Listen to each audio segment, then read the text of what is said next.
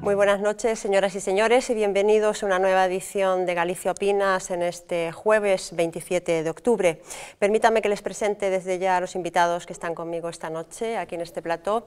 En representación del Partido Popular de Galicia nos acompaña el diputado de la Cámara Autonómica, Agustín Bahamonde. Señor Bahamonde, muy buenas noches, bienvenido a Popular Televisión. Hola, muy buena noche a todos. En representación del Partido Socialista de Galicia nos acompaña el diputado Guillermo Meijón. Buenas noches. Hola, buenas noches. Y en representación del Bloque Nacionalista Galego está su viceportavoz y diputada también en la Cámara Autonómica, Ana Pontón. Buenas noches, Ana. Buenas noches. Bien, está también con nosotros en nuestros estudios nuestro compañero de redacción, Marcos González, que nos irá transmitiendo los correos de nuestros telespectadores. Muy buenas noches, Marcos. Hola, buenas noches a todos. Pues aquí seguimos una semana más analizando los correos de nuestros espectadores, que esta semana nos llevarán a hablar del impuesto de bienes inmuebles y de los presos de ETA. Lo iremos viendo. Gracias, Marcos. Volvemos contigo en unos instantes. Dos temas centrarán el debate de esta noche, dos temas que también han marcado la semana de la actualidad política en Galicia. Se paraliza la construcción de una de las obras más ambiciosas para la promoción de la cultura en Galicia. La crisis obliga a poner freno a la construcción de los dos edificios que faltan para rematar la ciudad de la cultura en el Monte Gaiás, en Santiago de Compostela. Por ahora se intentará poner en valor lo que está construido a punto de estrenar y no se descarta la idea de que el proyecto quede definitivamente amputado y no se construyan los dos edificios que faltan para su finalización. Y si los números son desfavorables para continuar con las obras de la construcción de la Ciudad de la Cultura, las cifras tampoco son buenas en cuanto al crecimiento demográfico, una de las lacras que Galicia arrastra desde hace años. Nuestra tasa de natalidad es de las más bajas de España y Europa y nuestro índice de envejecimiento de los más altos. A estos datos hay que añadir ahora, al igual que toda España, la brutal bajada en los índices de inmigrantes extranjeros que vienen a nuestra comunidad. Y eso no es todo, no solo los extranjeros dejan de venir, sino que los gallegos vuelven a emigrar en busca de mejores posibilidades. Pues uno de los proyectos arquitectónicos más importantes de los últimos años sucumbe a la crisis económica. La Xunta de Galicia ha decidido paralizar las obras de la Ciudad de la Cultura, una de las pocas medidas que ha contado con la aprobación de casi todas las fuerzas políticas de la Cámara Autonómica. La crisis económica aprieta, los fondos públicos son limitados y parece imprescindible ahorrar para garantizar los servicios más esenciales. El problema aparece a la hora de determinar qué servicios son más prescindibles y cuáles son completamente esenciales. Lo primero que nos viene a la cabeza es la sanidad y probablemente la educación. Pero ¿qué pasa con la cultura? ¿Debe protegerse a toda costa o puede ser un área donde ahorrar? Por lo pronto, la crisis ha alcanzado la Ciudad de la Cultura. Resultaba difícil seguir pagando el gigantesco proyecto iniciado en los últimos compases del gobierno de Fraga. Por eso la Xunta ha decidido paralizar, por lo menos hasta 2014, la construcción de los dos edificios pendientes en el Gaiás. Hasta entonces, la Xunta se centrará en poner en valor los 4 edificios ya construidos. Ahora toca un momento de poñer a funcionar, de poñela en valor, de traer riqueza a Galicia. E a partir de aí é cando os galegos tomarán unha decisión.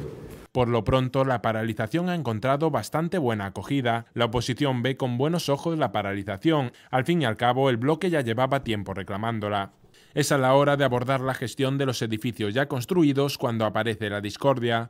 El conselleiro de Cultura considera esencial dejar atrás los argumentos catastrofistas que han acompañado al complejo desde sus comienzos y centrarse en poner en valor su programación cultural. El Bloque Nacionalista Gallego, por la contra, reclama que se deje de malgastar fondos públicos en un proyecto que considera fracasado. Non é de recibo que mentre se recorta na cultura de base, nas bibliotecas, nos museos, nas artes escénicas, en todos os sectores culturais, vostedes sigan dilapidando tantos recursos públicos nunha programación cultural que até o momento o único que nos demostrou é o seu fracaso. Los socialistas, por su parte, también critican una programación que consideran de rango bajo y que podría desarrollarse, según ellos, en otras infraestructuras gallegas. Bien, seguramente que si se hubiese paralizado la construcción de un hospital, de un centro de salud o de un instituto de educación, no hubiésemos tenido tanto consenso, ¿no? Señor Bahamonde, ¿cree usted que este es un ejemplo de la priorización en el gasto? Vamos a ver, yo estoy de acuerdo en que seguramente no habría ese consenso en el supuesto de que se tratase de otro tipo de actividad. En este caso concreto se puede decir que es la crónica de un suceso anunciado. Yo creo que en la sociedad gallega había un debate instalado desde hace tiempo con dos posturas radicalizadas y extremas. Por un lado, la de quienes entienden que no solo hay que paralizar, sino que hay, permítame la expresión coloquial, fusilar el Gallás y la ciudad de la cultura. Por otro lado, la de quienes entienden que se debe de continuar adelante como si nada pasara. ¿Se refiere usted a fuerzas políticas? No, a fuerzas políticas, no estoy hablando de posturas generales en la sociedad. Porque entiendo que aquí están representados los tres partidos que la han construido, sí, ¿no? Entiendo que esas dos posturas son irreales, absolutamente irreales. Continuar adelante como si no hubiera pasado nada, eso sí que repugna a la sociedad gallega. Terminarlo y olvidar todo lo que se lleva hecho sería lógicamente un despilfarro inadmisible y sería un fracaso absoluto. Yo creo que la decisión del gobierno de la Xunta de Galicia de paralizar el Gallás es una decisión responsable, es una decisión realista, y que es una decisión responsable y realista lo demuestra lo que usted acaba de decir, la circunstancia de que la sociedad gallega la ha admitido con absoluta tranquilidad, e incluso las fuerzas políticas dentro del debate y de la crispación que suele existir en estos casos son conscientes de que no quedaba otro remedio. Bueno, ya esta mañana alguna oposición había, ¿no? Tengo entendido que se ha creado una plataforma para pedirle a la Xunta de Galicia, si no exigirle que se comprometa a por lo menos más adelante, sino ahora evidentemente, pero que en un futuro se lleve a completar totalmente la obra y que se construyan esos edificios. Señor Meijón, me gustaría conocer su opinión sobre... Bueno, creo que hai que relativizar moito cando falamos do Gallás, porque o Gallás é un complexo que nace da megalomanía do presidente Manuel Fraga, do soño que tiña Manuel Fraga tamén compartido con Pérez Varela, pero sobre todo que tamén había unha santa compaña que auspiciou que iso fora unha realidade, que foi un Consello da Xunta realizado por un goberno en funcións, do cal o seu vicepresidente era o actual presidente da Xunta de Galicia, o señor Feijóo, e iso non o podemos esquecer. O señor Feijóo, cun goberno en funcións, hai que ver o que falaba el cando era do bipartito, por cuestións que serían falar de decimais, se comparamos co que supuso o Gallás, foi quen de, en ese Consello de Cultura, aprobar e sacar adiante este proxecto. Deixaron todo contratado. O goberno anterior, o goberno presidido por Emilio Pérez Touriño, o goberno en que o Partido Socialista e o BNG compartían o mandato, non fixo ningún tipo de contratación, porque todo eso veu dado polo goberno anterior. E iso hai que situalo e dicilo tamén aí. Iso exactamente sí. E ora o presidente Feijóo trata de decir, pelillos a la mar, aquí non pasou nada, eu pasaba por aquí, non sabía nada, e ora eu son a persoa responsable que son o que decido esta paralización. Bueno, hai que decir que o señor presidente é o responsable directamente de que este proxecto saíra para diante, ademais sin ningún tipo de plan que lle dera sentido a tamaña inversión. Mais que, repito, o soño do presidente Fraga. Nós, por suposto, que apoiamos agora a paralización, nos parece máis sensato porque, ademais, levamos 3 anos en que o goberno non foi quen de presentar nada, ningún tipo de plan estratégico, ni ningún plan director para darlle sentido e contido a este edificio. E, por outro lado, en ningún caso foi capaz de que este complexo servira para traer a Galicia ou para situar a Galicia no mapa ante a avalancha turística que supostamente iba a vir. Realmente aquí apenas temos un 10% do que pode aportar, por exemplo, o Guggenheim a Bilbao. E, por lo tanto, estamos falando de unhas cifras que refliten o gran fracaso do goberno Feijóo e, por suposto, o gran fracaso do Conselleiro de Cultura, por non falar tamén da falta de transparencia, porque todavía estamos esperando a que se nos diga si esta parálisis vai a costar algo. É dicir, temos algo que... que costar, ¿no? Claro, porque canto vai un costar, contrato cuesta pero o dinero. conselleiro trata de furtar ese coñecemento, non únicamente a Cámara de Galicia, sino a todos os galegos e galegas.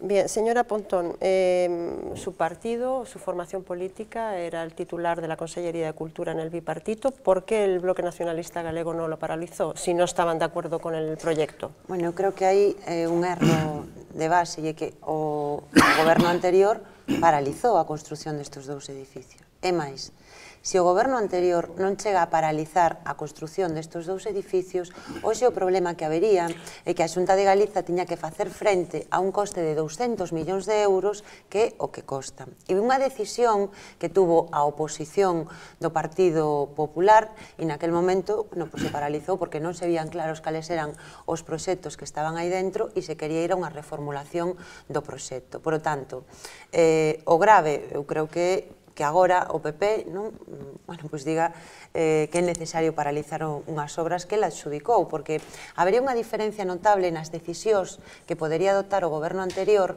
se estes dous edificios non nos adxudicara un goberno en funcións presidido por Manuel Fraga e do que era vicepresidente o actual presidente da Xunta de Galiza. Pois eu estou convencida de que esos edificios non se licitarían. Teño convencemento, non o podo asegurar porque non pudemos comprobar esa situación. Para min o grave neste momento e o debate non ten que estar na paralización. E que hai 4 edificios, 2 xa funcionando e 2 que xa están rematados e que, bueno, supoño que porque... Hai uno que se estrena, creo que ahora en noviembre, la primera semana, la primera quincena de noviembre. Creo que nos van a facer outra... Vacío. Sí, que non lo inauguran vacío, pero xa non entremos nesa cuestión. Pero mi pregunta era por qué no se paralizaron estos que ahora se estrenan, no solamente los dos que están por construir. Porque estaban en construcción, estaban todos adxudicados, estaban iniciadas as obras. También estos dos estaban adxudicados, ¿no? Sí, pero non estaban iniciadas as No, obras. iniciadas no, pero adxudicados sí. E o que se fixo foi paralizalos. Entón, a mí o que me parece que habrá que preguntarlle ao Partido Popular e responsabilizar a cada quen tamén do que é relevante. E a rescisión destes contratos pode costar alrededor de 30 millóns de euros, según os cálculos que se fixeron no seu momento. O que habrá que preguntarlle ao PP por que inicia un complexo sin estudos económicos, sin proxecto cultural, sin estudos de viabilidade, por que ese complexo logo se multiplican por 5 os seus gastos por decisións que son imputables a gobernos de Manuel Fraga, porque é que o goberno anterior non adxudicou ningunha das grandes obras desa, como digo, da Cidade da Cultura. Pero insisto, para min o grave é que vai a pasar daqui para o futuro. Podemos seguir mirando para atrás, pero o grave é que temos unha programación que foi un fracaso. Teñen máis visitantes os museos científicos da Coruña que o Monte Gallás, e creo que iso é a evidencia de como o que está facendo neste momento a Xunta de Galiza é, como decía nesa intervención, dilapidar fondos públicos sin ningunha rentabilidade, nin para os sectores culturais, nin para o turismo, nin para a cidade de Santiago de Compostela. Señor Bahamonde, ¿quiere usted contestar por alusión? Sí, evidentemente que non por alusión, sino por participar directamente no debate. Vamos a ver, eu creo que empezamos a aclararnos un pouco. En principio, o Bloque Nacionalista Galego sempre trata de endilgar a responsabilidade do Gallás ao Partido Popular como se fora unha responsabilidade exclusiva, excluyente. O Partido Socialista se suma a esa decisión, pero por algo que vamos a ver se poñemos os puntos sobre as sillas. O Gallás é unha responsabilidade política de todos os grupos políticos do Parlamento de Galicia. O Partido Popular, baixo o goberno de Fraga, empezou a construción do Gallás.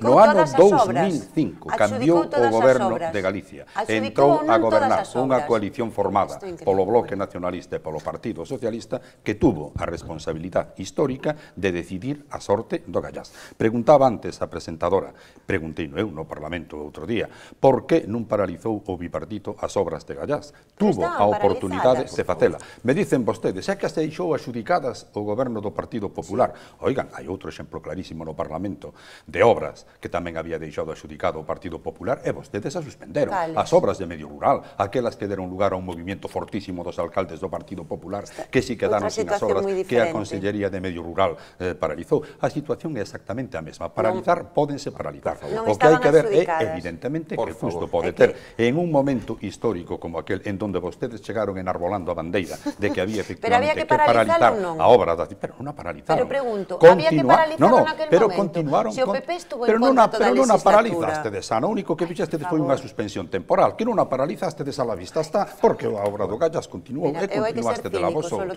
E quen dedicou máis cartos á obra do Gallás, fostedes vos, dedicastedes máis cartos dos que dedicou o Partido Popular. E o único que fixastedes foi continuar unha construcción sin saber a donde chegabades. Que entregastedes ao rematar? Un edificio que non sabíades tampouco a donde iba. Fixastedes estudios, por favor, sin as cousas teñen un límite. Pero onde están definidos os contidos? Uno a uno, por favor, uno a uno. O portavoz do PP está dicindo mentiras que penso que é importante desvelalas e a opinión pública e as persoas que non están vendo desvelemos e vamos a saber donde paralizar, explícalle a opinión pública esa que te está escoitando donde paralizaxe o Gallás. Por favor, se me deixas falar, se me deixas falar, pois podo explicar. Se cando empezo a intervir me interrumpes, evidentemente non podo explicar. Segunda, primeira cuestión. Todas as obras da Cidade da Cultura as adxudicaron gobernos do Partido Popular. O goberno anterior non adxudicou ningunha obra. E claro, vir aquí a decir que o goberno anterior gastou moito porque tiña que pagar o que deixou pendente de pagar o goberno do PP e que é o colmo da desfachatez política.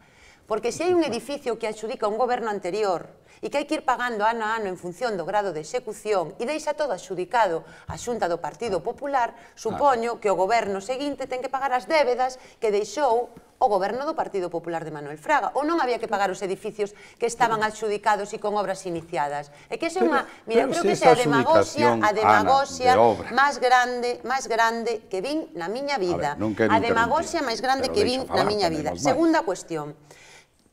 Hoxe hai unha biblioteca e un arquivo. Esa biblioteca e ese arquivo, o funcionamento e o plan director que teñen foi o que se fixo durante o goberno bipartito.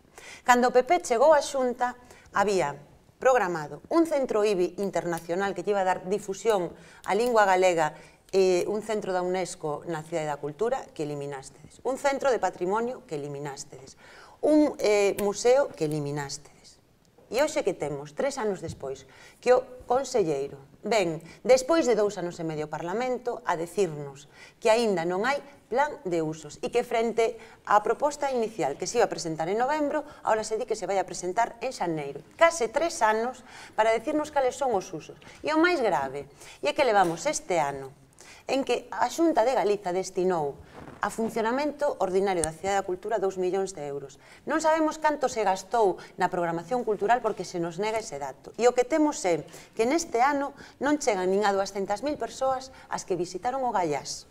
Entón, o problema, señor Bamonde, é que está facendo neste momento a Xunta do PP. E insisto, o PP estuvo durante toda a legislatura pasada en contra de que se paralizaran as obras do Gallás. E agora ven aquí a exixirnos responsabilidades a que emparamos e freamos o ritmo das obras que tiña previsto o Partido Popular. Creo que hai que ter, de verdade, moi pouca decencia política e moi pouca responsabilidade, porque creo que foi vostede o que moi acertadamente definiu como un monstro o Gallás, pero este é un monstro que nace do Partido Popular, non é un monstro que sexa responsabilidade de todos, porque o de crearlle problemas a este país e logo Ana, por favor, señora Montón, vamos a tratar de resumir, porque senón nos encasillamos en el tema. A mí me gustaría tamén engadir algo.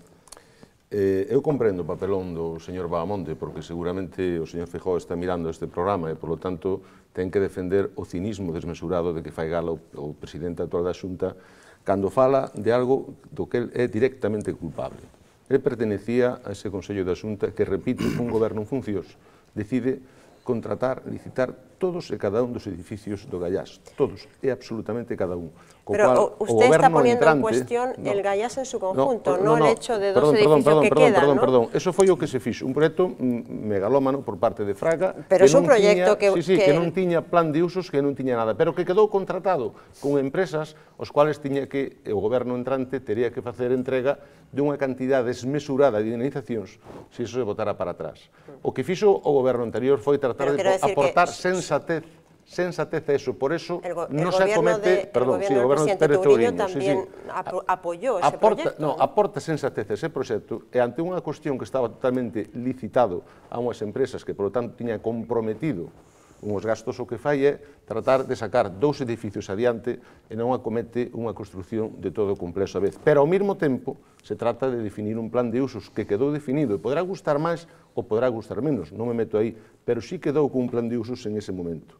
Esa sensatez que se aportou, ademais, contou en todo e cada un dos plenos que duraron durante 4 anos ou que dura un mandato con o Partido Popular tratando en cada un dos plenos que existían que había que incrementar o ritmo, que había que iniciar todos os edificios, que como eso non se daba para adiante, e hai que dicir ademais que no 2005 a situación económica tampouco era a que temos en este momento.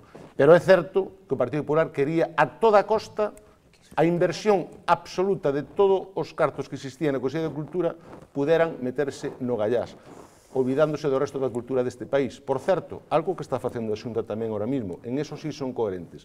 Eles siguen facendo que toda a cultura de Galicia se escriba con H de Gallás, pero afortunadamente existe outra cultura en Galicia e esa cultura hai que botarlle unha man e non se lle está a botar, porque este monstro está devorando todo o que era para a cultura, pero sobre todo, repito, señor Agustín Mahamonde, non se pode ter o cinismo do que vostede fai gala. E eu teño que respetar a persoa, e sei que o ten que facer por salvar a cara do seu presidente. Pero, repito, o cinismo político de fai gala, eu o admiro porque eu non sería capaz. Bueno, señores... No, a mí me gustaría, en este caso, un minuto, por favor. Directas. Eu, o que si quero dicir que cinismo político é non asumir as responsabilidades que un ten. Cinismo político é tratar de defender agora aquelo no que fracasaron despois. Cinismo político é, por exemplo, falo en termos xerais tamén e non persoais, o que acaba de decir vostede, non só gastaron máis que o Partido Popular, tanto do goberno de Fraga como de agora no Gallás, senón que, por exemplo, outra cousa diferente. Vostedes invertiron o 35% do presuposto de cultura no Gallás. O Partido Popular está invertindo o 13% do presuposto de cultura no Gallás.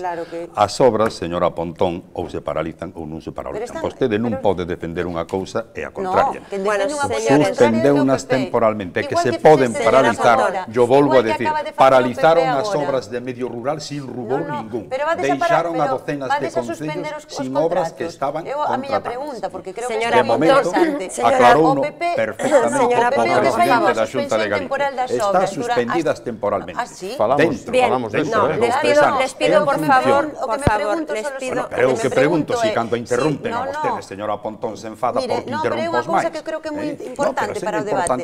Vostede di que o que fixo o goberno anterior estaba mal porque era unha paralización temporal. Este goberno que fai é outra paralización temporal. Señora Pontón, defende vostede que esos dous edificios non se leven adiante. Le pido por favor a todos, le pido por favor este tema, evidentemente este edificio desde siempre estuvo rodeado de polémica y veo que lo seguirá estando, se acabe o no se acabe, se use o no se use, será evidentemente el Gallás una razón de polemizar y de debatir, pero tenemos más cosas que contarles.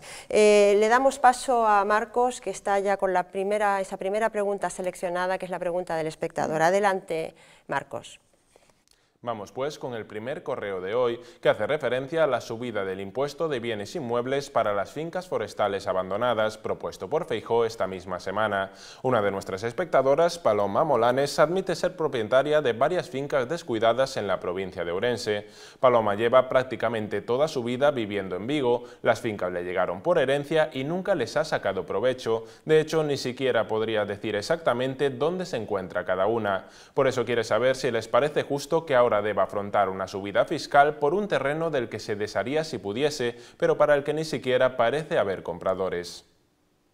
¿Qué solución le podemos dar a este caso concreto de este problema que se plantea? Primeiro que hai que decir que eu creo que esta pregunta se debe a un erro do presidente da Xunta de Galicia que no pasado pleno falou do IBI para as fincas rústicas, e todos sabemos que o IBI é únicamente para edificios inmuebles, pero non precisamente para as fincas. Si pagan o que se chamaba a contribución de rústica, que non é unha cantidade en ningún caso comparable co que se está pagando por IBI, e en todo caso esta señora plantexa outro problema engadido, que é o que lle pasa a moitas familias en Galicia que contan con farrapos a veces, con trozos de leiras que non saben moi ben onde andan, e creo que eso sería un labor que habería que seguir manexando no tocante á concentración parcelaria, por exemplo, ou a traballos para poder identificar cada unha destas fincas para que en catastro quedara todo perfectamente clarificado. Pero obviamente a propiedade de quen é, eso está aí. Eu o que diría é que creo que o problema de fondo, non a marxe do que xa se dixo aquí, que vemos a rigurosidade do presidente da Xunta en relación que parece que non coñece nin como funcionan os impostos deste país. Ben, eu creo que o problema de fondo é a situación de abandono que hai dunha parte das masas forestais no noso país, que non só ten que ver co problema de despoboamento demográfico, que é evidente que tamén, sino con dificultades a hora de poder facer unidades de xestión forestal amplias en Galiza. Eu, desde logo, creo que ou se modifican os instrumentos que hai na actualidade e as políticas que está levando a cabo nesta materia a Xunta, ou vai a ser moi difícil poñerlle solución ao problema de abandono. Eu creo que é unha lástima que unha iniciativa como eran as Suxfor, que permitía poñer en valor e facer unidades de xestión forestal amplas con unha masa de propietarios importante que estuveran de acordo, que toda esa labor se teña paralizado e un paso atrás, porque, por desgracia, do noso monte poderían vivir moitas persoas no noso país e a falta de, eu creo que de vontade e de empuxe a políticas neste ámbito, pois provoca a situación que temos na actualidade. Señor Bahamonde. Bueno, eu creo que efectivamente esa subida de imposto, como decía vostede, hai que inserila nun concepto máis amplio que é o de loita contra o lume. Un tema donde eu creo que sí, hai as forzas políticas con representación parlamentaria, ou todas as forzas políticas terían que buscar algún tipo de consenso para cambiar o discurso contra o lume. Fíxese vostede que o mismo que estamos dicindo nosotros agora o decía o goberno bipartito fai 5 anos e exactamente ao revés, en posturas diferentes estábamos mantendo posicións idénticas en función da situación que se ocupaba. Eu creo que efectivamente hai que atacar o problema de raíz contra o lume. É un problema tremendamente complexo, porque non hai unha causa sola, sino que son moitas as causas que inciden, e entre elas, pois, efectivamente, falaba en este caso a señora Pontón, eu estou de acordo, unha das causas que inciden é a situación de abandono do monte, de abandono do rural. Hai un cambio de tendencia, de dinámica. Fai moitos anos se cavaba o monte para ter superficie cultivada. Agora se está producindo un fenómeno contrario, de accesión invertida. É o monte o que está cabalgando outra vez sobre as leiras e sobre as terras cultivadas. De algún xeito hai que tratar de atallar esas cuestións. Acertar nas políticas, pois eu creo que é a tarefa que temos encomendada. Non vou entrar aquí tampouco a discutir, porque non é o obxecto do debate, si as Suxfor, si os bancos de terras son solucións axeitadas. A min pareceme ideas en principio boas, pero que non cumplen o obxectivo previsto. Por esa razón, a Xunta reforma tamén o do Banco de Terras, que eu sigo tendo dúbidas acerca de si tamén acerta coa posibilidade de poñer esas terras en valor, que é do que se trata. Difícil encontrarle una solución rápida a un problema ya tan antiguo, ¿no? Y que lastramos desde hace tantísimos años. Los índices demográficos de Galicia son malos y con la crisis están empeorando. Pocos nacimientos, menos inmigrantes que vienen a nuestra comunidad, y además las estadísticas indican que volvemos a hacer las maletas. Un verdadero cóctel explosivo para la demografía en Galicia. En el siguiente informe tienen ustedes todos los detalles. Galicia está enferma, padece una dolencia lenta y silenciosa que acaba lentamente con su población. Desde 1987 en nuestra comunidad mueren más personas de las que nacen. Esto conlleva un descenso demográfico continuo que apenas se ve paliado por la tímida llegada de migrantes. Y lo peor no es que seamos cada vez menos gallegos, sino que vamos perdiendo progresivamente nuestro peso relativo dentro del conjunto estatal. Lejos quedan las cifras de comienzos del siglo pasado, cuando representábamos cerca del 12% de la población española. A día de hoy nuestro peso demográfico se ha reducido casi a la mitad, quedando en poco más de un 6%. Pero no hay que remontarse tan atrás para comprender la importancia de este dato. El último plan de financiación autonómica que tanta polémica levantara en Galicia fijaba a la población como una de las variables principales a la hora de repartir sus fondos, una variable en la que, por supuesto, Galicia salía muy perjudicada.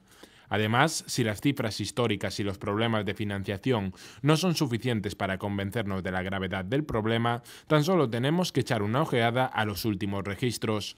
En el año 2010 nacieron en Galicia unos 22.000 niños y murieron cerca de 30.000 personas. Si restamos, obtenemos un saldo negativo de 7.500 personas, 7.500 gallegos menos solo en 2010. De hecho, en 10 municipios gallegos no hubo un solo nacimiento en todo el pasado año. Se trata, como vemos, de un problema grave para Galicia que debe ser abordado seriamente por la clase política. En la actualidad, y desde hace bastante tiempo, existe una comisión parlamentaria estudiando el tema, pero por lo de ahora no han presentado ningún plan de actuación. No es la primera vez que hablamos de este tema complicado, complejo, aquí en Galicia Opina, seguro que no va a ser la última tampoco. Conocemos bastante bien la situación hasta ahora, pero hay un elemento nuevo que entra en juego desde hace un par de años, ¿no? Que es el incremento otra vez, por una parte el incremento de la emigración, es decir, de gallegos que vuelven a intentar buscar mejor vida fuera de nuestras fronteras, y por otra parte la falta de extranjeros que decidan volver, que quieran venir a Galicia y a España en general debido a la situación económica. Es decir, hay otros dos elementos nuevos que vienen a jugar en contra a mayores de los elementos de un envejecimiento de la población y una natalidad muy bajita. ¿Qué medidas se pueden tomar? Yo sé que hay una comisión en el Parlamento que no está operativa, entiendo todavía, pero ¿qué medidas las fuerzas políticas representadas en la Cámara Autonómica van a tomar para poner freno a esta situación? Bueno, eu concordo con vostede que é un problema tremendamente grave o que temos en este país. Temos unha proxección demográfica sobre Galicia que nos debía preocupar a todas as forzas políticas e eu creo que ademais así é. Outra cosa son as distintas solucións que cada un pode aportar legitimamente. Esta é a gráfica do Instituto de Estadística sobre a proxección de Galicia nos próximos 50 anos.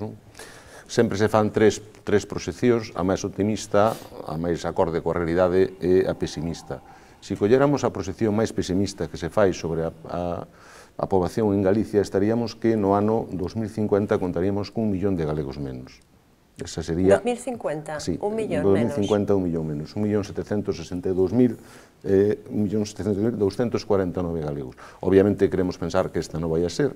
A máis realista, que a que se está conformando máis ou menos co que temos en este momento, fala de 400.000 galegos menos, co cual é un tema tremendamente preocupante porque pasaríamos de 2.800.000 a 2.400.000. Por lo tanto, é un problema que sí nos ten que preocupar e ocupar moito os que de alguna forma estamos na política deste país, tanto a nivel parlamentario como a nivel de goberno de Galicia. Eu creo que, obviamente, é preciso contar con políticas responsables e con políticas especialmente coherentes con esta situación. Oxe, está claro que o de ter fillos, incluso evitar, como vostede ben decía, a emigración fora de Galicia e que os que veñan aquí podan atoparse cómodos, necesita apostar por políticas de emprego, por políticas de conciliación familiar e por políticas de benestar social. Por lo tanto, hoxe en día se entende que se debían ser as condicións necesarias, non sabemos se suficientes, pero sí sabemos que son absolutamente necesarias e precisas para que a nosa curva demográfica poda ir en outro sentido e non precisamente no que vai en este momento. Eso requiere dinero, mucho dinero. Obviamente eso requiere dinero, pero sobre todo, máis que carto, requiere priorización. E eu creo que en este momento, por aí é onde nos atacamos o actual goberno. En este momento, en políticas de conciliación, en políticas sociais, en políticas de benestar, non está sendo a aposta da actual Xunta de Galicia. En este momento, todo ese conxunto de políticas, nos 3 anos de goberno de Feijóo, ten unha caída alrededor de 1.400 millóns de euros, co cual parece importante esta cuestión. Únicamente en educación estamos falando de máis de 450 millóns de euros, perto de 500 se contamos o non executado. Entón, entendemos que esas políticas non son precisamente as máis coherentes co problema que nos ocupa. Tamén podemos falar das grandes baixadas en políticas sociais, concretamente. Podemos falar de como non se está a estimular a educación de 0 a 3 anos con plazas públicas suficientes. Ben, entendo que tiñan que falar os meus compañeros, sí, e dou paso. No, e sobre todo que entendemos que repito que non tanto programa de cartos como de priorizacións políticas. Pero una vez constatado el problema, yo creo que ustedes también están de acuerdo que este es un tema que necesita, ya lo hemos dicho aquí en más de una ocasión, que necesita un gran pacto de las fuerzas políticas en el Parlamento. Mi pregunta va en ese sentido. ¿Hay realmente voluntad política de que esa comisión se ponga a funcionar y de que haya propuestas concretas para atajar el problema? Señor Bamonde. A ver, eu creo que a Comisión traballando que si está, que sí, está trabajando, comparecencias sí. Está desenvolvendo. De feito, varios conselleiros compareceron xa en esa comisión. Vamos, eu non formo parte dela, pero polo que se sigue a actividade parlamentaria, polo que se ve nos medios de comunicación, diversos conselleiros, creo que o último que o fixo foi o de Medio Rural en concreto, e que polo tanto que sí que está traballando.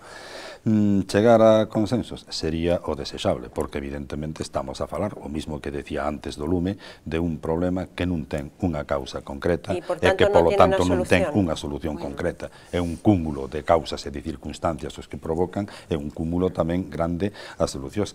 Que, por exemplo, o señor Meijón, que ten razón, é un problema tremendamente grave, o que el reflicto de Galicia, eu non discuto esa proxección, tanto no sentido máis negativo como no máis positivo, pero cuidado, non é tampouco un problema exclusivo de Galicia, é un problema de moitas comunidades españolas, é un problema é un problema de España, en donde tamén esa mesma proxección en 10 anos dá medio millón de personas menos en España dentro de 10 anos. En Galicia é verdad que os fluxos de emigración xogan de maneira diferente. En canto a inmigración recibimos menos que recibiron outras comunidades. É certo que agora tamén están abandonando menos porque viñeron menos, pero de emigración probablemente que non se repita un ciclo migratorio tan forte como o que foi o dos anos 20 ou dos anos 50, entre outras cousas porque o nivel de vida que se acadou aquí xa supera o que poden acadar en outros lugares de Europa ou de América nas condicións en que traballaban.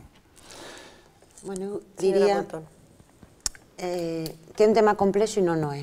A ver si son capaz de explicarlo. É certo que en toda Europa hai unha crise demográfica, tamén é certo que Galiza ten dos peores indicadores de toda Europa a ese nivel. É unha realidade estatística, polo tanto, creo que sobre o que é obvio non imos a discutir.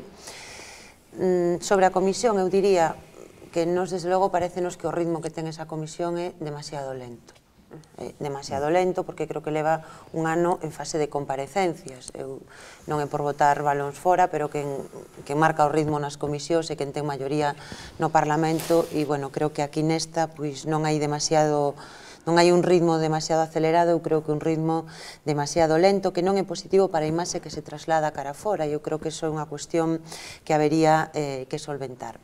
Pero se analizamos realmente que está pasando coa demografía e vamos a exemplos de países que teñen feito digamos, remontadas na súa situación demográfica, o que vemos é que hai 2 ou 3 elementos que son centrais. Hai cambios sociais que evidentemente están repercutindo na baixada do número de fillos. Eu creo que hai unha aspiración das mulleres a poder desenvolver a súa vida laboral e persoal, e moitas veces eso colisiona co feito de poder ter fillos ou non, por lo tanto, ou se radican as diferencias de xénero ou esa situación vai a seguir acrecentándose, pero tamén vemos como hai outra clave que é moi importante hora de entender o problema que temos en Galiza. Son os fenómenos migratorios e a destrucción de emprego tan brutal que se ten acometido no noso país nos últimos 30 anos, e que nestes 3 últimos anos penso que volvemos a un fenómeno que é moi preocupante de cara ao futuro, porque vemos como xente moi nova, moi preparada,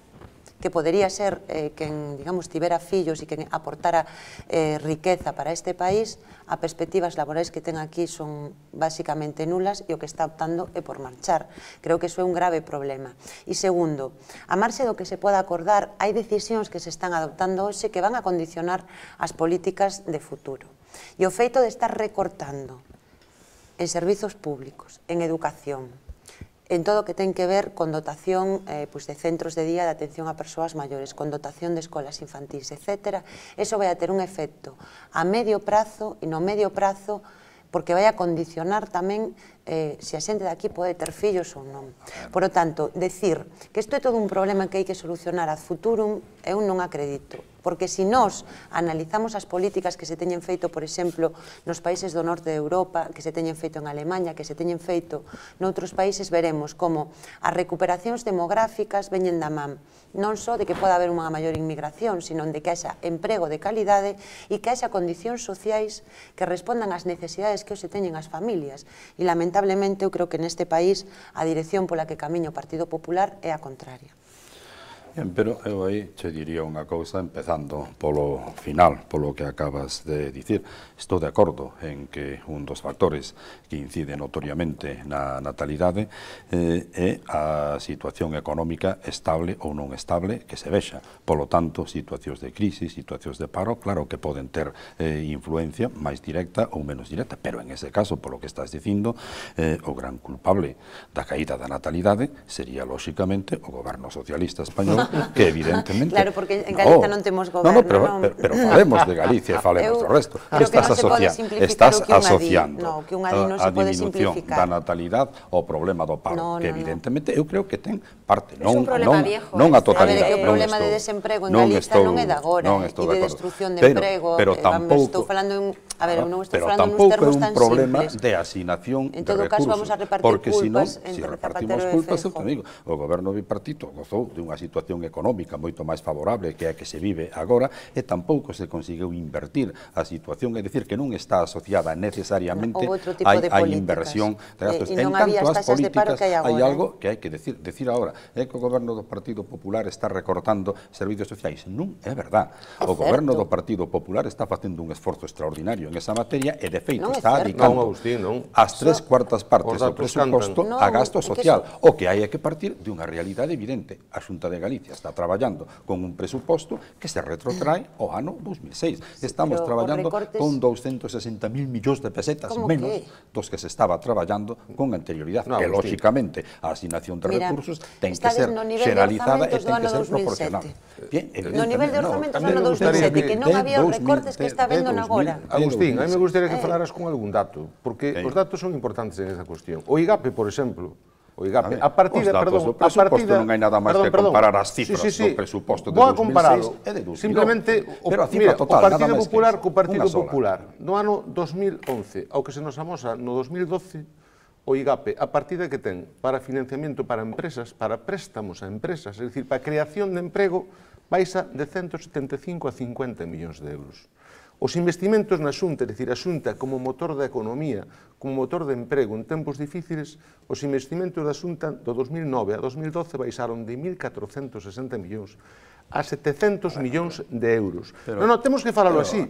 En educación, os investigadores galegos teñen que marchar. O que me estás dicindo podo utilizar exactamente igual con vos. Hai que priorizar, e tanto se pode priorizar que a oposición, o Partido Socialista, tamén o BNG, cando se fan as emendas á totalidade e cando se fan as emendas parciales, temos outro xeito de distribuir os créditos e distribuir as partidas. E mira por onde esa nova distribución apunta á educación necesaria para un novo modelo da sociedade do coñecemento, vai tamén dirixido, a incrementar os investimentos públicos da Xunta, a Xunta como motor da economía generadora de empleo, e vai tamén dirixido a que as empresas dispoñan de máis recursos por parte da Xunta, fundamentalmente incrementos financieros, para que teñan a financiación precisa para poder levar adiante os seus obxectivos.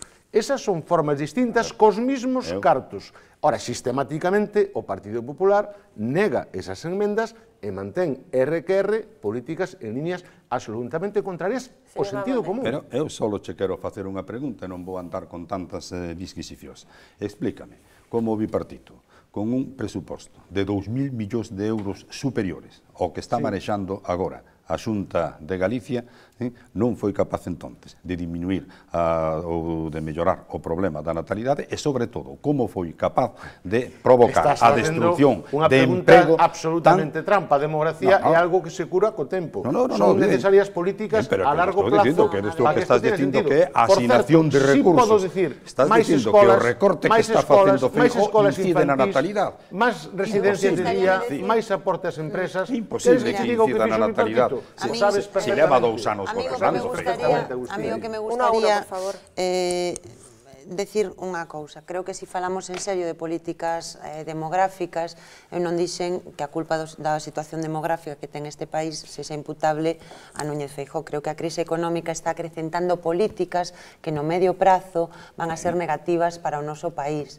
Ahora, decir que as políticas que se aplicaron en Galiza nos últimos 20 anos non inciden, bueno, creo que eso xa non me atrevería a dicilo, e creo que nese sentido o Partido Popular ten a súa responsabilidade proporcional en canto a, vamos, xa solo por tempo de goberno. En todo caso, eu o que quería facer fincapé, se podo desarrollar dúas ideas que quería, primeiro, o problema grave que tuvo este país é de destrucción da súa base productiva.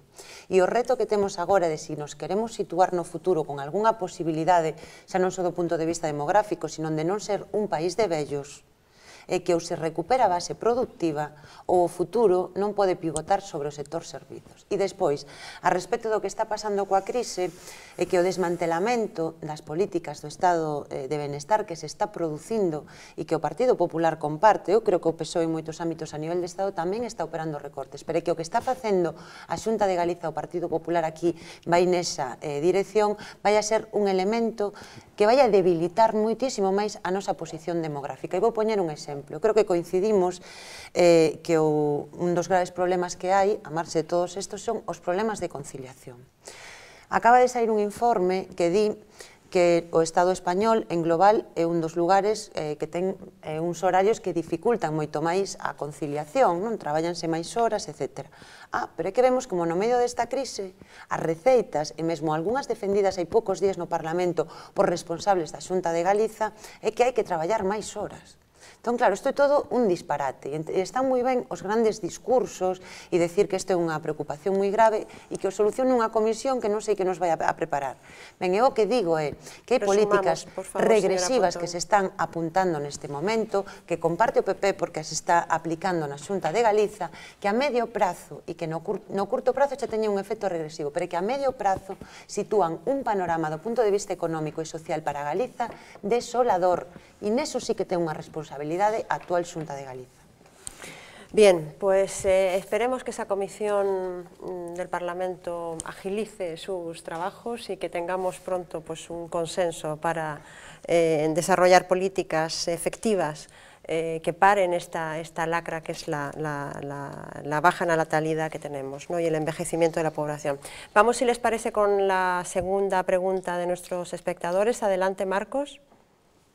Pues ahora nos toca hablar de los presos de ETA, pero antes permítame, como siempre, recordarle a nuestros espectadores que pueden enviar sus propias preguntas al correo electrónico galiciaopina@populartv.net. Y ahora sí, damos paso al correo de Rodrigo López, que teme que estemos haciendo demasiadas concesiones ante el final de ETA. En concreto, ha oído que algunos presos de la banda van a recibir algún trato especial por estar enfermos y quiere saber si ven con buenos ojos este tipo de concesiones. Bueno, que se sepa todavía eso no está decidido. Yo creo que el Gobierno ya dijo que no iba a haber ningún tipo de decisión de cambio en la política penitenciaria hacia los presos de ETA, no en todo caso antes del 20 de noviembre, que se lo dejaría al nuevo Gobierno. Pero de todas maneras me gustaría su valoración acerca de esta propuesta, que es una propuesta, entiendo, del presidente del PNV, ¿no?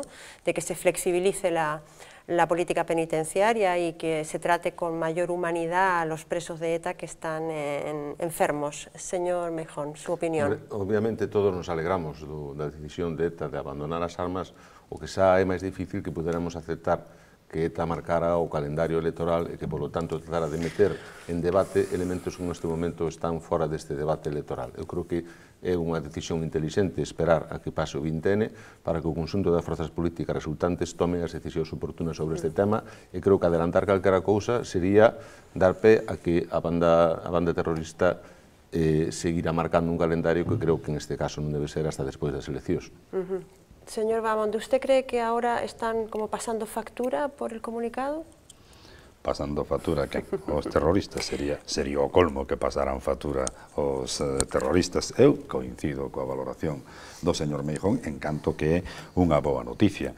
Non tanto no tema do plazo, creo que aquí non ten por que haber plazo nin antes do 20 de novembro, nin despois do 20 de novembro, porque é unha circunstancia que evidentemente as eleccións a van a condicionar, porque vai salir un goberno ou vai salir outro goberno que se ten que enfrentar a responsabilidade, pero non hai quen poda poñer plazos ao Estado de Dereito. E, sobre todo, eu creo que a resolución do problema, como é lóxico, exixe por todas as partes a adopción de medidas necesarias para superalo. Eu creo, en ese sentido, que o Estado debe de ser magnánimo, pero ben entendido, solo pode ser magnánimo unha vez que quede perfectamente claro a supremacía, a prevalencia e a superioridade total e absoluta do propio Estado de Dereito. ETA, o primeiro que ten que facer é rendirse sin condicións e a partir de aí, pois, se resolverá o problema como se pode resolver. Ben, eu, sobre a cuestión de carácter xeral, creo que recibimos desde o BNG, ademais, como unha moi boa noticia que a decisión que adoptou o ETA e o comunicado que fixo en relación con que vai a cesar na súa actividade. Creo que a desaparición de ETA é algo polo que hai que traballar, e me parece desde logo que hai un escenario agora mesmo que posibilita que eso sexa así. Eu até onde eu entendín, e o mellor o entendín mal, o que estaba propoñendo, creo que neste caso non ETA, sino o PNV, se non me equivoco, era sobre a mesa que política penitenciaria se vai a seguir, pero non no sentido de que as persoas que están... Es una reivindicación también del mundo Abertzale, ¿no? Una política flexible la vienen reivindicando desde hace mucho, ¿no? Sí, pero o que me refiro é que até onde eu lín, o mellor podo estar mal informada, que todo é posible, o que se está pedindo é que se lle apliquen os presos de ETA os mesmos beneficios penitenciarios que teñen o resto de presos, non un trato de favor. Entón, xa estamos falando de unha situación diferente que entendo que hai que analizar, que hai que ver cada caso, porque, eu creo que se unha persoa está enferma, pois con unha enfermidade terminal, desde o meu punto de vista, é inhumano que acabe a súa vida no medio dunha cárcere. Creo que a política penitenciaria de carácter xeral non o permite. O que Nacionalista Galego apoyaría a Urcullo nesta demanda, entonces? Eu non estou dicindo que o BNG apoie esta demanda, estou dicindo que hai unha situación na que se di que hai beneficios penitenciarios que se lle están aplicando a moitos outros presos que podemos analizar con lupa. Entón, se un violador, se outro tipo, unha persoa que asasinou a alguén, ten que ter esos beneficios fiscais ou non. O que se está pedindo é que se apliquen os mesmos beneficios fiscais a todos os presos, e iso teñen en conta... Como? Judiciais, non fiscais. Perdón, judiciais. Os mesmos beneficios que ten calquer outro preso, que está en función da gravidade do delito, que está en función de moitas cuestións. O que non se pode tampouco é aplicar, pois eu creo que criterios que non sexan humanos, porque eu, con independencia de todo, creo que a grandeza de defender un Estado de Dereito e defender que a xustiza sexa xusta e non leis que eu creo que a veces teñen provocado efectos non positivos.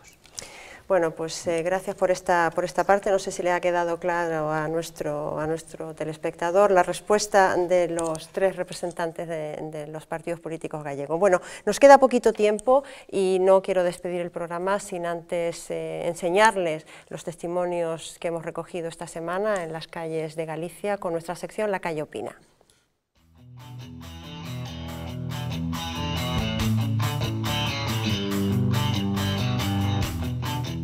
Rubalcaba ha incluido en su programa electoral una subida de impuestos para el tabaco y los alcoholes de alta graduación, una medida sin duda polémica, pero al parecer comprendida por la mayor parte de la sociedad. A mí eso parece ben. Parece ben o que queira fumar, beber lo que pague. Que se manteña o que é de comer, o básico, que se manteña o precio que está, e os vicios, o que os pode pagar, paga, e os que non pode pagar, pues terá que prohibir. Yo que soy fumador, Pois lo veo bien. Entendo que a xente que fuma e os que bebemos habitualmente, pois bueno, pois nos resulta un problema, pero que sexa máis caro. Pero prefiro que suban iso que suban o IVA, por exemplo, que nos afecta a todos. Son cousas que un pode vivir sin elas, tomar unha cousa pois adecuada a un pouco de alcohol, pero o tabaco, pois o que queira fumar, que o tiña que pagar é que paguen máis impostos os do alcohol. Pero algunos no comparten esta resignación, denuncian que se aumenten aún más los impuestos de unos productos que ya están fuertemente gravados. No, porque ya están grabadas a tope, o sea, el 80 me parece que es en el tabaco, alcohol no lo sé, pero de otra barbaridad. Y no, los recortes hay que hacerlos de arriba abajo. Son cosas innecesarias, pero a mí me perjudica. Para os que non fumamos e non tomamos habitualmente alcohol non nos supón ningún problema, pero a xente que está habituada a fumar e ao mellor a beber sí pode supoñer un problema. Además, la mayoría de los encuestados teme que esta no vaya a ser la última subida de impuestos que veamos. Ojalá fuera la última, pero no. Gasolina, tabaco, alcohol, IVA, todo, seguro. Hasta que se estabilice todo, ¿no? Seguirá subiendo los impuestos. Gasolina, de todo. Sempre vai pagar o pobre, eso está claro. A quen tiña que machacar é eses que teñen esos sueldos grandes. Estaría mellor eso aínda que os que fuman e metería tanto impuesto a iso. De momento, subida en tabaco y en alcohol, siempre y cuando, por supuesto, los socialistas mantengan la presidencia. Bueno, veremos si mantienen el gobierno para solo subir. Nós non dudamos, ¿Cómo? Que nós non dubidamos de que Rubalcaba vai ser o próximo presidente. Ah, ¿no? Non. Ah, pues las estadísticas o las encuestas dicen exactamente lo contrario, pero bueno. Igual de otra cosa. Bueno, pero si nos fiamos do que acertan últimamente os socialistas, está claro que é o próximo presidente do goberno. Es bueno, es muy positivo tener esperanza y además la fe, ¿no? La esperanza es lo último que se pierde, hay que jugar a ganador siempre. A mí me llamaba la atención la resignación de la gente ante la posibilidad de que suban los impuestos aún más, ¿no? La gente, ¿qué pasa? Que está muy acostumbrada a que constantemente suban los impuestos en artículos como el alcohol, el tabaco, y está predispuesta a que haya una subida del IVA y a que haya a lo mejor modificaciones en la fiscalidad, señora Pontón. Bueno, eu que creo que en todo caso a clave é que os cidadáns sepan que nestas eleccións poden apostar por forzas políticas e por alternativas diferentes. Eu creo que a política fiscal que se leva feito no Estado español é unha política regresiva, que nese terreo ten responsabilidades o PP e o PSOE e pareceme que, por exemplo, nos que defendemos unha política fiscal alternativa, que mesmo temos cuantificado que se poderían recaudar 8.000 millóns de euros máis, incrementándolle os impostos a quen máis ten e baixándollos a quen menos ten, porque eu creo que tamén é importante que se sepa que no Estado español os traballadores e traballadoras teñen máis carga impositiva que no resto de Europa e, sin embargo, as grandes fortunas, as grandes rentas están menos gravadas que no resto de Europa. E penso que están a man dos cidadáns decidir que isto non é así. Hombre, eu creo que a xente o que lle preguntaron é algo tremendamente sensato, que se algo ten que subir, que se algo que non sexa de primeira necesidade ou do uso habitual, pero teño que recordar que esta non é o único compromiso de Rubalcaba en materia fiscal. Tamén existe, por suposto, un compromiso de nova fiscalidade para as grandes fortunas e outro tipo de impostos que afectan a aqueles que máis teñen. Creo que en este momento, a hora de arrimar o ombro, lóxicamente son aqueles que máis teñen os que máis deben aportar e creo que en esa medida está todo o mundo. Pero, por outro lado, a xente é sensata e sabe perfectamente o que está a acontecer e, por lo tanto, sabe que en este momento, cando pintan bastos, se necesitan gobernos que, sobre todo, repito o que dixen antes, traten de priorizar aquilo que é mellor para todos. E todos o que pretendemos ter unha sanidade universal, pública e gratuita, unha escola universal, pública e gratuita, políticas sociais que nos permitan conciliar, políticas que atendan aos nosos maiores, que atendan tamén a nosos pequenos. Eso debe ser o prioritario, o estado de benestar. Dicho así, entiendo que todas las fuerzas políticas gallegas están en esa línea, ¿no? No. Que lle pregunten a Cospedal, a Esperanza Aguirre, que lle pregunten ao señor Camps, que lle pregunten ao presidente de Murcia, e as políticas son absolutamente distintas. No, eu creo que a pregunta que facía vostede acaba de contestar perfectamente un dos señores que salía na pantalla, que esa idea de resignación ante algo evidente, que ao final a crise sempre apaga o máis prove. E evidentemente eso é o que está a ocurrir en este momento. As políticas de esquerda, as políticas de socialdemocracia europea acabaron conducindo a un empobrecemento xeral. As políticas de dereitas provocaron esta crise. Bueno, se xulgarán os cidadanos. Agora mesmo quen está gobernando en España o mercado financiero é a esquerda. Que a desregulación era que eu saiba que quen goberna o PSOE está aplicando políticas de dereitas. Zapatero era de derecha, entonces. Está No, reconociendo para nada, que Zapatero estaba A crise é unha aplicando crise políticas mundial de derecha. provocada porque os mercados financieros tiñan libertades provocadas por un mercado que estaba gobernado por elementos de dereita a nivel mundial. Estou falando non se pode dicir unha cousa e facer a contraria, señor Meijón.